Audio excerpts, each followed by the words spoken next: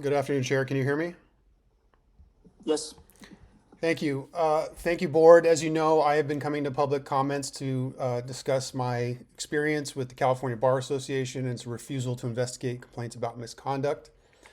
I do want to point out that the clock on the screen is way better, so whoever changed that, that is a benefit and a plus, and I want to thank you. I also want to thank the Board for its continued commitment to transparency by allowing us to talk at these public comments and by your appearance at the Joint Judiciary Committee hearings at the state bar corruption. I did edit that hearing and put it up on my YouTube channel at Father in Exile for anybody who's interested.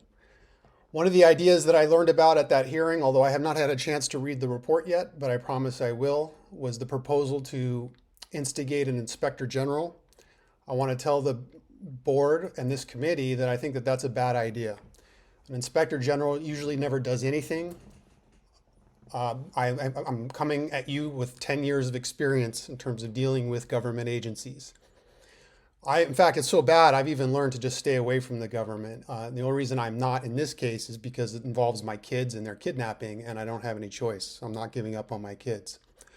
For those of you who are curious, you can Google my name, Michael Sternberg, in California National Guard line of duty, and you'll see two news stories I got provoked with the NBC Bay Area Investigative Unit and the complete failure of their inspector general to do anything about mass fraud and corruption. There's never accountability. The board does not need neutral investigators. The board needs its own investigators who will be ruthless against bar employees who fail to follow regulations and laws. The board also needs its own system for instigating its own investigations.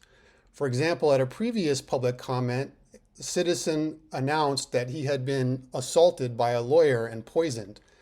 Board member Sowell was admittedly overwhelmed by the accusation and didn't seem to know what to do. And I can't blame him. If I were sitting on top of a defunct organization, I wouldn't know what to do either. The board needs to have its own systems that can be activated immediately when they find out about something. I want to talk lastly about discretion. I think it needs to be removed at all levels. Discretion as a concept is a joke. It's used throughout the judiciary. Allegedly, like in family court, it's because the judges are at the evidence level, and so they know what best to do in the best interest of children. But they never take evidence, and they don't follow the rules of court, they don't follow the rules of civil procedure, and the appellate courts always abuse their discretion when it comes to writ petitions and just summarily deny them. So the outcomes in family court that are based on discretion are never based on reality, and that cannot be good for a bar misconduct investigation process. I'll see you at your next meeting. Thank you so much for allowing me to speak. Thank you, Mr. Sternberg.